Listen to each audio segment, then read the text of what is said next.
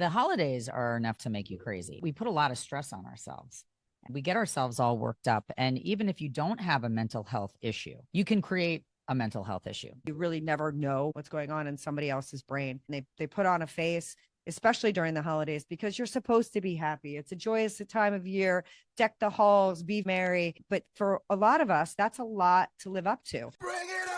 Welcome to Girls Gone Gritty. I'm Farley Boyle. I'm Darian Boyle. And I'm Jennifer Brenius. Collectively, we're two sister-in-laws with our bestie.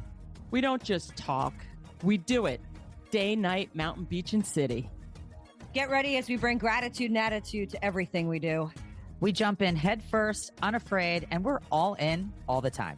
We bring it on and get it on each week, diving deep into authentic, unscripted conversations on just about everything. So let's get gritty. Bring it on. Bring it on. Don't wait until tomorrow.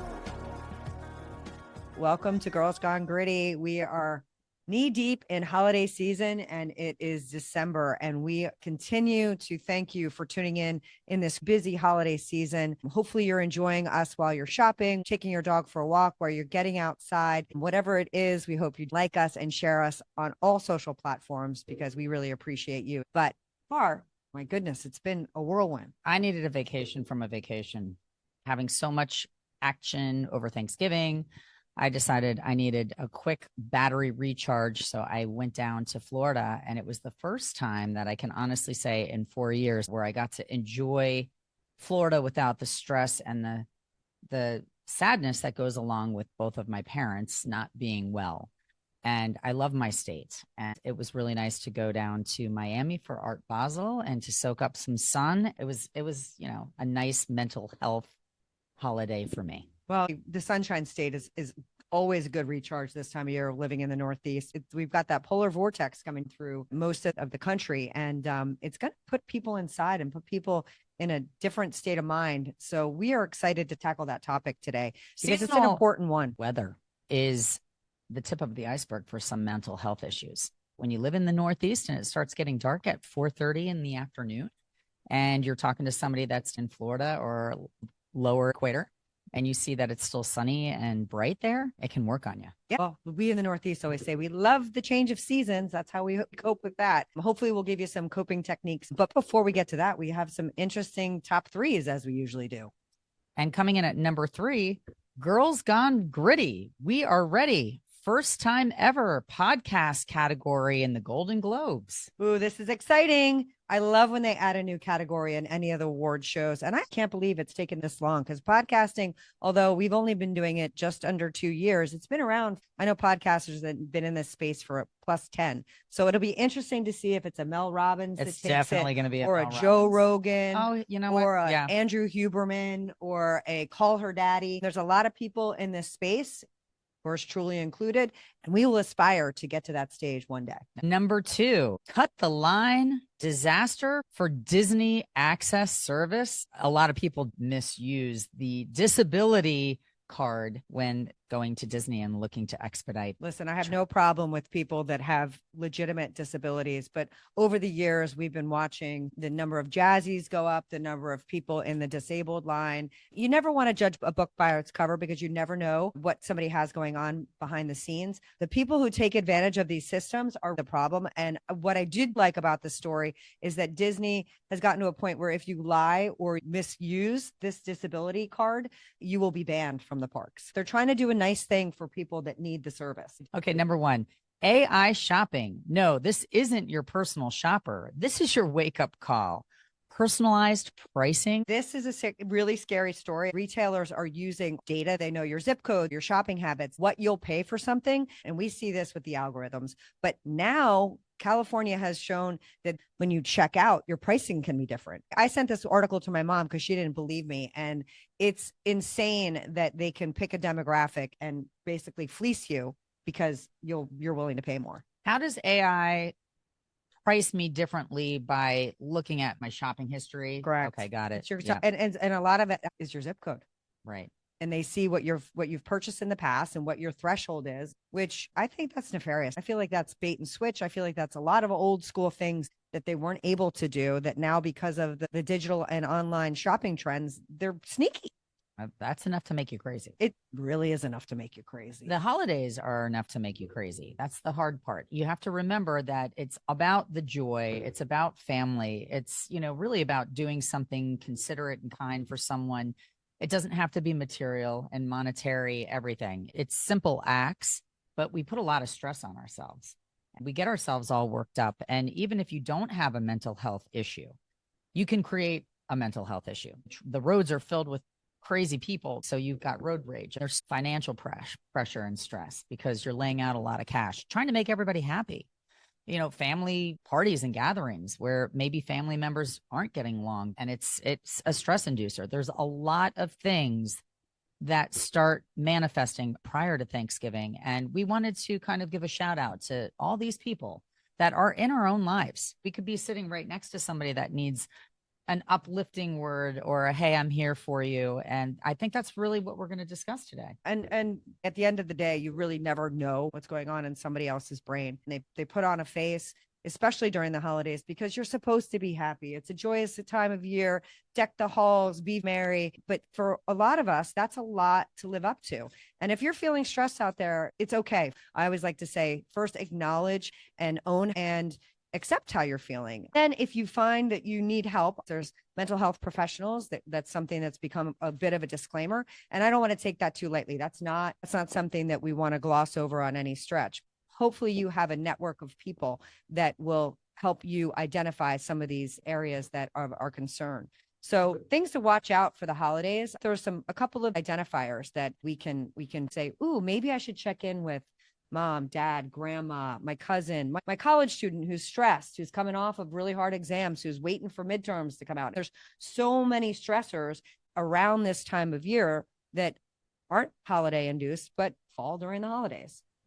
Well, one of the first things that you have to do is not assume that anybody's okay. And it's okay to not be okay. And that's the message that we really want to stress. It's okay to tell somebody, you know what, I'm not great. Somebody says, how you doing today? Today sucks. And say it. And then that will help you have a conversation that might alleviate some of the stress or the pressure that you're going through. We don't have to put a smile on our face and wear it when we're not feeling it. In fact, a lot of times there's cries for help that are missed because of the mask that we're wearing. Remember, as a kid, we used to have to do a smiley face. You'd go down and it would be a frown. And then when you went up, it was like, what we can't do is put on a fake face, because then it's our fault if no one comes to the rescue on some level. But it's also challenging. You don't want to be Debbie Downer. You don't want to walk into a party or a social situation and feel like I'm going to tell everybody my dirty laundry or share my baggage. So it's also a healthy balance as to when and where you share. I know I feel that way a lot, where I'm like, okay, I'm just going to pull my bootstraps up and I'm going to make it okay. And it's going to be better once I get there. And that's okay. But we have to make sure that we're not overloading our nervous system with stuff that we're not dealing with, because if you do, some of these things can unload later. I think that's very true. What's below the surface and above the surface. And holiday blues, that term exists for a reason. You're very normal to feel the stress and the anxiety of holidays. It's a real thing. And it's not necessarily something that you have to be diagnosed with. So we're going to, give you some examples of what can bring on stress. And then we're also going to give you some examples of what you can do to try to alleviate depression and stress that goes hand in hand with this beautiful time of year. The high expectations and social pressure. It's on your shoulders. Office parties, buying things for people. If you wanted to try to throw something, if you're trying to be the host of your family, there's a lot of expectations. And sometimes you have to stand back and reevaluate if it makes sense for you to do it. Those that know me know that I'm always decked out in holiday gear. And I find it easy to do that. I understand that for some of us, it's difficult to even think about what you're wearing to the holiday party. So the simple expectation of what I'm putting on my body for a lot of people is a holiday decision making is a stressor. I have friends that can't order a drink off the menu because there's too many choices. You have to be empathetic.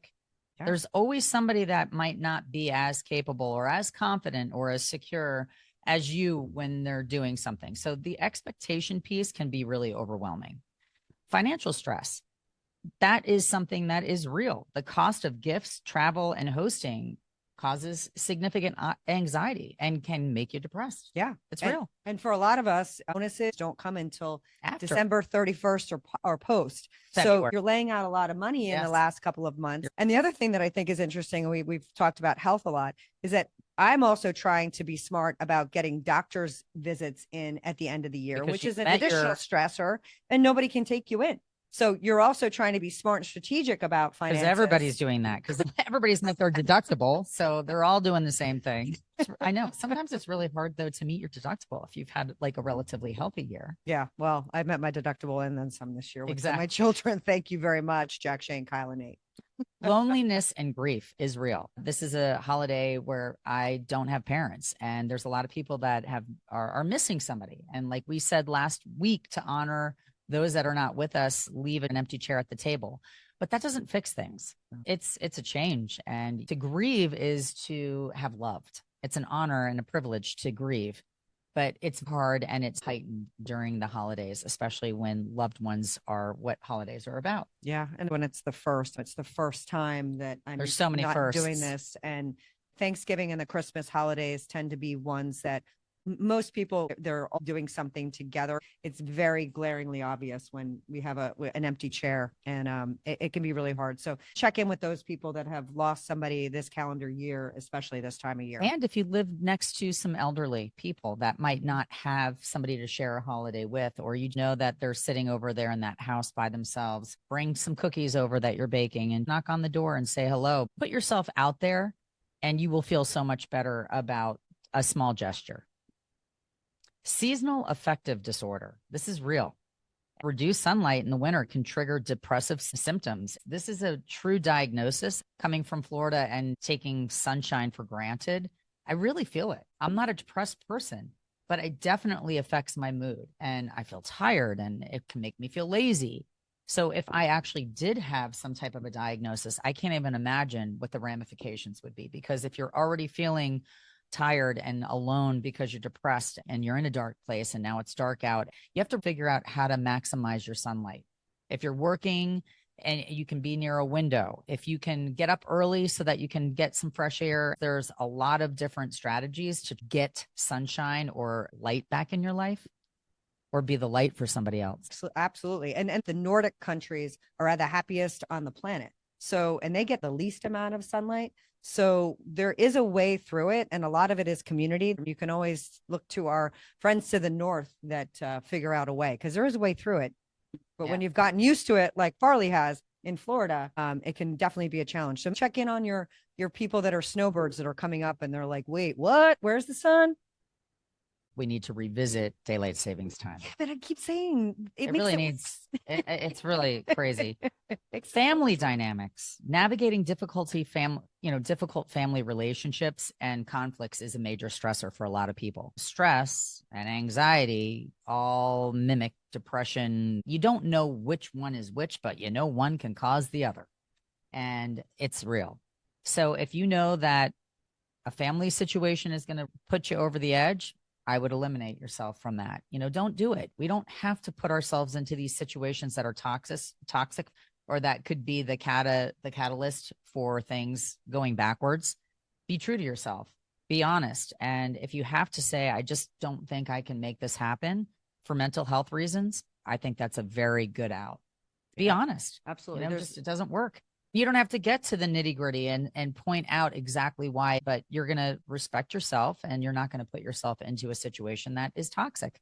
And the golden rule is, if you can be around people that when you leave them, you feel better, I would suggest it's that people should be filling up your cup and not taking from your cup.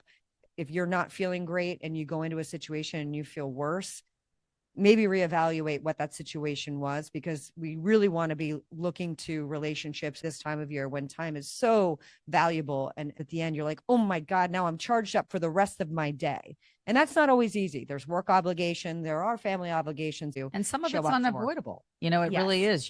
Let's say you go to your in-laws every other year, and whatever the recipe for success or disaster is, figure out a strategy. If you have to suck it up, if you have to do it, then figure out a way that you can do it and it won't be toxic to you. Have a conversation with your significant other or immerse yourself in the kids, because they bring joy to most situations. Yeah. But and we referenced last week with CBD and alcohol. In that situation, be careful with your consumption yes, of extracurricular things, because it can it worse. exacerbate any feelings and insecurities that you might have. So just be mindful of what you do if you're walking into a situation where there's a little bit of an unknown. The statistics go up. People drink more over the holidays, and you come down the next day and the next day and the next day. So just remember, it can be a temporary upper, but it is a downer. People are more inclined to commit suicide right around a holiday. It's the days leading up to it, which put people into, a downward spiral. So you're not just looking on these big monumental holidays. You're looking at people's behavior prior to and thinking of what's coming. I know friends that have lost their husbands, and the day that is the anniversary of the loss of this person is always devastating, but the pressure of coming up on the anniversary of the lost person is even worse. Yeah. So you have to put things into perspective and recognize it's not just a one-day event. It's a snowball effect prior. Yeah, absolutely. Trauma triggers. The season can bring back traumatic memories, overwhelming your nervous system. It could be something that you experienced as a kid. It could be a lot of things. It could be a near tragedy. Whatever evokes or triggers a response in you that isn't a good one, we also have to be very sensitive about. And that's something that hypnosis therapy has been introduced to tackle it. But if there's something every year that is unavoidable, it's going to be there, you have to figure out a way to bypass it or deal with it head on so that it doesn't affect you year after year and become polarizing. Yeah, because then you have a repeating story that you're telling yourself, and you may have even migrated from the truth of what that actual scenario is. Try not to hold on to things. I know I try and practice this and try not to repeat stories to yourself about how things went last year. When your lens is not in a good place, you don't want that to become your new story of what the holidays become, because there's so many opportunities for you to engage people throughout the holidays, not only in a social setting, but via social media, and see what everybody's doing and where they're going and what they're getting. It can become information overload for a lot of us in the holiday season. I'm going to go through a couple of the scenarios that we should all be looking for this holiday season to see if there are people in our life that may be struggling a little bit more than we think. So couple of quick things. They miss out on building new traditions. They don't want to be available for anything that's new, and they peace out on anything. They're changing up their daily routine. They've stopped working out. They've stopped going to the gym. They've stopped having their morning cup of coffee with a friend group. They've stopped taking the dog for a walk. They make excuses to say no. You have your friend who's never available, and now they're really not available. That's a definite red flag. They're having a hard time picking out gifts for anyone. They're in an apathetic point of view. So that's another dangerous sign. If they're a noticeable homebody, if they're not getting out of their house this time of year, that can be concerning. The other thing is that when you get incredibly nostalgic, that means that you may be living in the past and not excited about today or the future. That's a red flag. Watching old movies, old shows over and over again, that plays into the nostalgia card. You're not decorating for the holidays. You're not finding the joy in the holidays. You get irritable with your friends, and you're not making any plans. So if you find that there's a couple of these, we all have one or two here and there, but if you find repeatedly there's a friend or a family member or a colleague that is not acting in ways that are celebratory of the holiday season, pull them aside and ask them out for a cup of coffee. Invite them to a tree trimming. Maybe give them an ornament and remind them about what the simplicity of the holiday could be. Also, for yourself, if you're somebody that is in crises, if you're somebody that's having a hard time, manage your expectations. That means aim for not being perfect. No one's perfect, and be okay with that. That would be one thing I would recommend. Prioritize self-care. Like I mentioned earlier, if you know it's going to be a toxic situation for you, it's not going to go well for you, then be honest and prioritize yourself. Make what you want to do a priority. Seek support. We've got a lot of incredible resources out there. There's all kinds of fantastic organizations that are ready to be reached out to. The National Alliance on Mental Illness, it's known as NAMI, is considered the most widely recommended grassroots mental health organization. It's got 650 plus states and local affiliates. There's also the Mental Health America. It's known as MHA, founded in 1909. It's a longstanding nonprofit that works broadly to promote mental well-being, prevention, early identification of mental health conditions, and has a lot of community-based support. Substance Abuse and Mental Health Services, it's SAMHSA. It's a federal agency that provides resources for mental health and substance abuse disorders, supports treatment access, crises intervention, and all kinds of public health efforts. And then there's the Crises Text Line. This is for immediate confidential crises support, feelings of hopelessness, suicidal thoughts, panic, stress. The crisis text line is commonly recommended, and people can text HOME in all caps to 741-741 to connect 24/7 with trained volunteer counselors.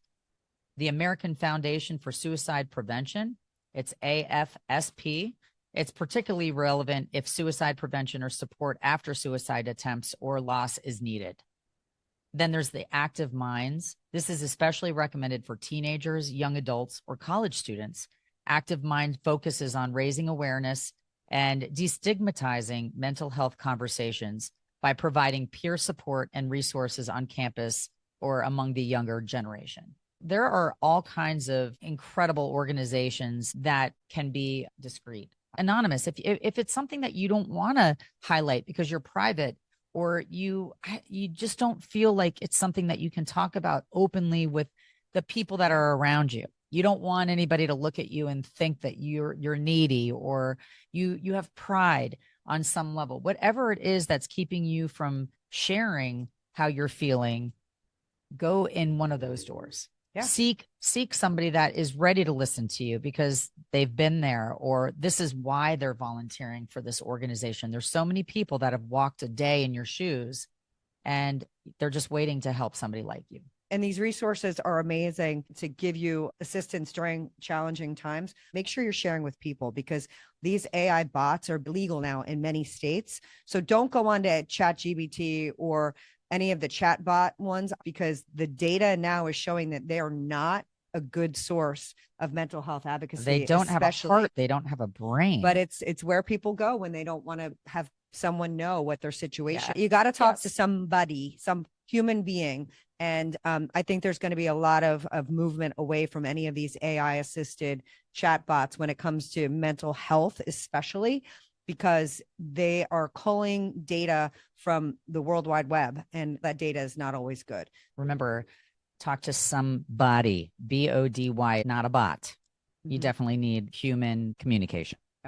Yes, because the only connection that matters is this connection between each other and this short life that we have on this planet. So we appreciate that you're sharing your time, effort, and energy with us. And we are excited about our Got Grit person today. All right. So our Got Grit award winner this week is somebody I usually would never give some infamy to, which is a influencer. Yet there are positive influencers out there on social media. And Sam Weidenhofer, he's 22 years old, and he's using the positive measure of social media in Australia to give an amazing $1.7 million GoFundMe check to a gentleman who had no money to retire. So he took to the social media platform and was able to get this 87-year-old man money so that he could effectively retire from working his entire life. He lost his wife a few years ago, was lonely, and definitely brought some holiday joy to this elderly man. What was nice about it is asking him, why are you still in this business? Why do you still work? And he said, I don't have enough money to retire. I don't have. And this person was in a place where he could call upon his hundreds of thousands of TikTok followers to action. And now this man can retire and not have to work his fingers to the bone. Yeah. He's worked for General Motors his whole life. He's a veteran, and not able to retire is really sad state of where we are. And thank you so much for Sam for giving him that grace of being able to retire in pride. Amazing. And the song of the day, it's a song that fits the vibe of our episode today because things aren't perfect. And even if it looks perfect, it's really not. So, sun is in the sky, oh why, would I want to be anywhere else? Sun is in the sky, oh why, would I want to be anywhere else? When you look with your eyes, everything seems so nice, but if you look twice, you can see it's all lies. So just remember that everything isn't as perfect as it seems. Everybody has an issue. It's okay to not be okay. And do you have any idea who that is? Only because you told me. It is Lily Allen's LDN. And talk about somebody that's not okay, but she is married to Hopper from Stranger Things. And Hopper decided to tell everybody that he was in an open marriage and had an affair. So Lily, you know, a cathartic way for her to heal was to express herself musically. And she did a whole album where she's basically dissing him. And it's awesome and it's real. So just know that it's okay not to be okay. And you can scream and yell and talk about it. And hopefully you'll share after this episode and get some help, because we could all use help and friends and open lines of communication. Yeah. And if there's somebody that you think could benefit from this episode or any of our episodes prior, or alcohol and THC last week, please feel free to share. We appreciate you giving us to your friends and your family. And we thank you so much for tuning in. Keep it gritty. Peace out. Thank you for tuning in to another episode of Girls Gone Gritty. You can check us out on Instagram and Facebook. If this episode hits home, share it with someone who needs to get gritty. 3 Gs. We'll see you next week. Peace out.